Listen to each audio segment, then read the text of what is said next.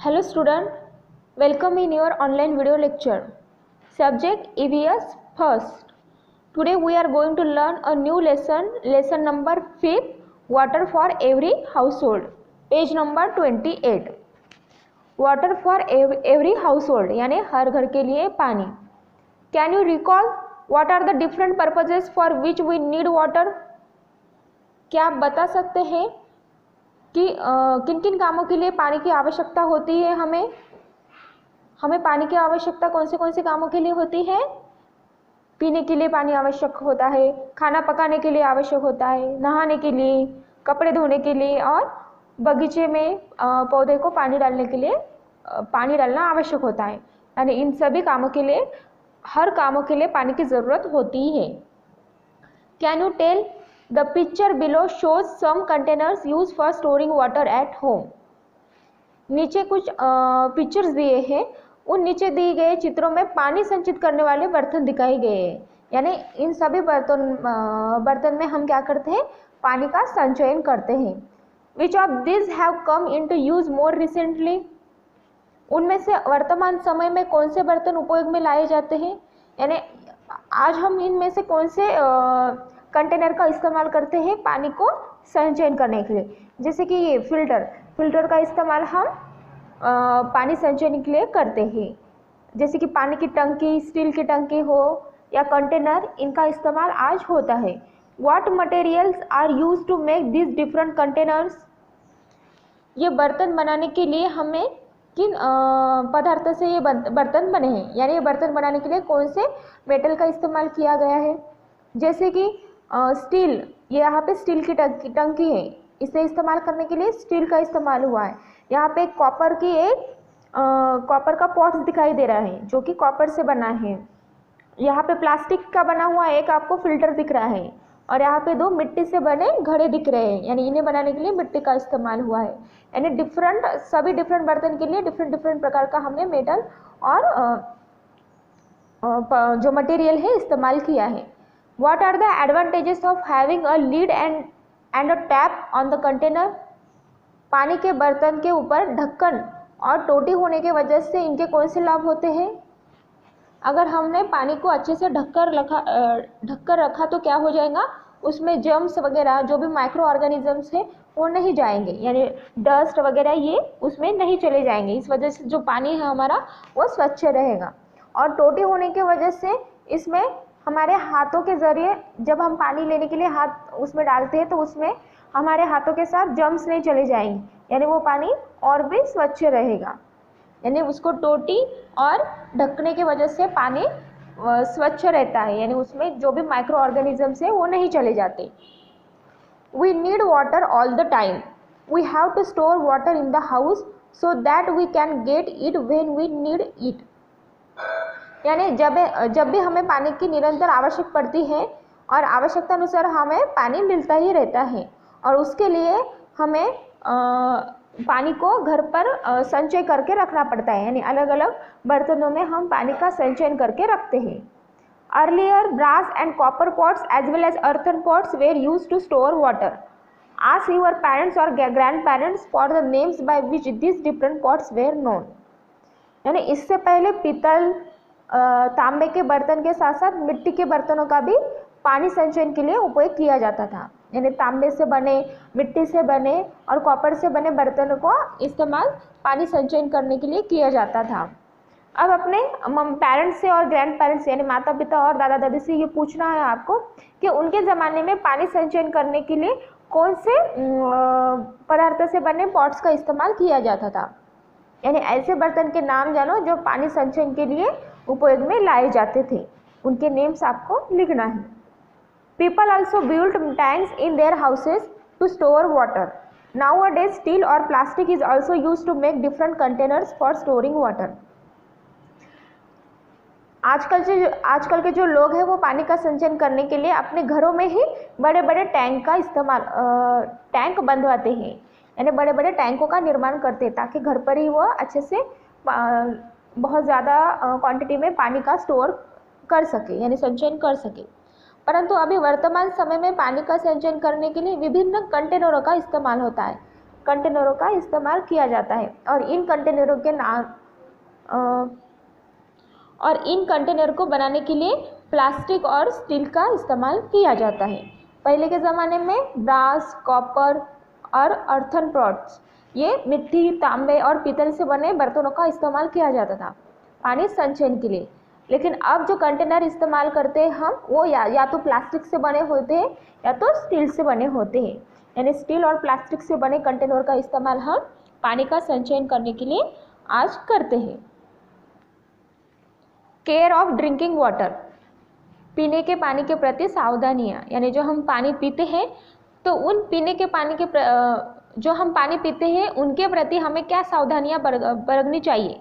यानी जो हम पानी पीते हैं वो कितना स्वच्छ और सुरक्षित होना चाहिए, इससे हमें क्या क्या सावधानियाँ बरतनी चाहिए ये देखना है। To ensure good hygiene we must have safe drinking water. If we consume contaminated water, it can cause diseases. That is why we take special care of the water we store for drinking and cooking. अच्छी स्वच्छता और सुरक्षिता करने के लिए हमारे पास सुरक्षित पेयजल होना चाहिए। यानी जो भी स्वच्छता रखने के लिए और हमारे बॉडी को अच्छे रखने के लिए, यानी रोग बीमारी से दूर रखने के लिए जो भी हम पानी पीते हैं वो पानी हमारे लिए सुरक्षित होना चाहिए, सेफ होना चाहिए।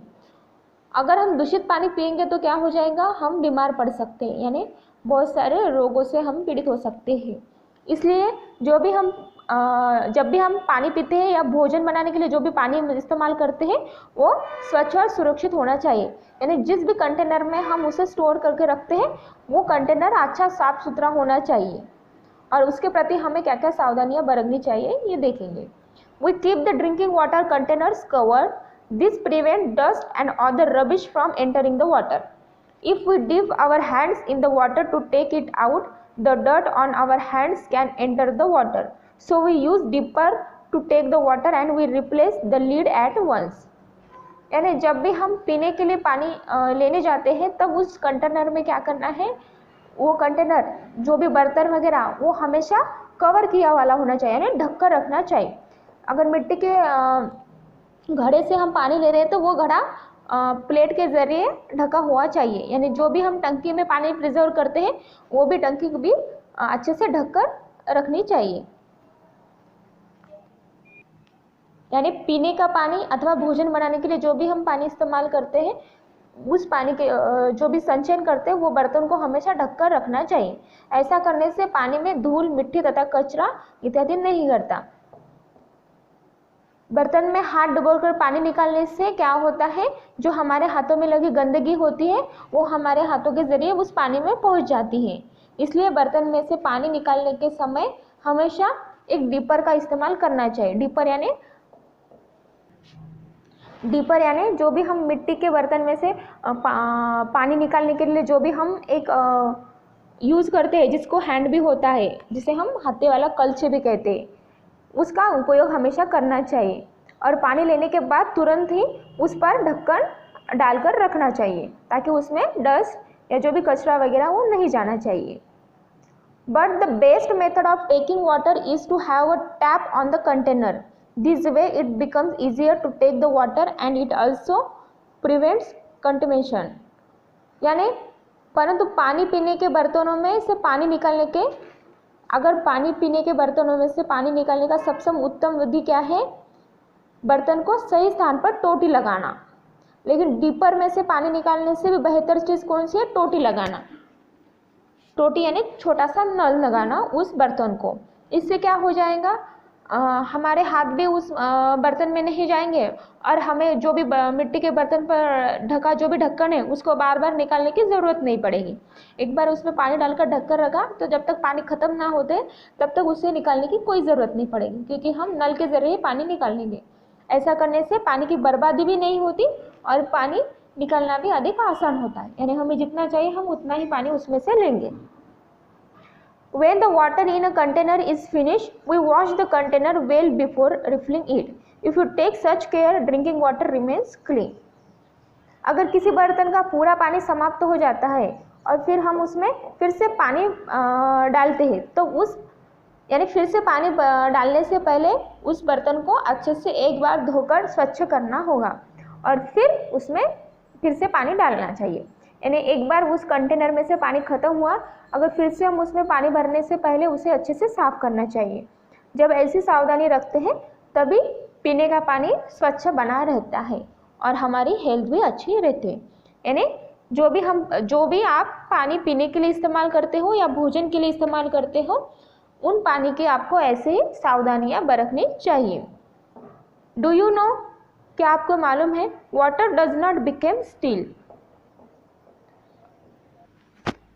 stale. Some people believe that the previous day's drinking water must be thrown away and fresh water stored every day because the previous day's water becomes stale. But this is a misconception. Throwing away that water amounts to washing good water. We should use drinking water for other purposes only if it gets dirty due to some reason. Water does not become stale. यानी पानी कभी भी बासी नहीं होता, पानी कभी भी बासी नहीं होता, यानी वो कभी ख़राब नहीं होता। अगर घर में पिछले दिन का भरकर रखा गया पानी हो तो वो कुछ लोग क्या करते हैं, जब अगले दिन फिर से नल आते हैं तो क्या करते थे, वो पूरा पानी फेंक डालते हैं और फिर से उस बर्तन में पानी भरते हैं। ऐसा करने से क्या हो जाता है, जो पहले वाला पानी हम ऐसे ही वेस्ट कर देते हैं, यानी पानी की हम बर्बादी करते हैं।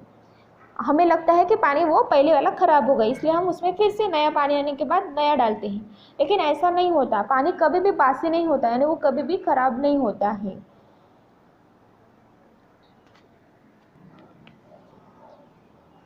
कुछ लोगों को लगता है कि पानी बासी होता है, परंतु यह समझना पूर्णतः गलत बात है, क्योंकि पानी फेंकने का अर्थ यह है कि हम अच्छे पेय जो पीने लायक पानी है उसको व्यर्थ करते हैं, यानी उसे फेंक डालते हैं।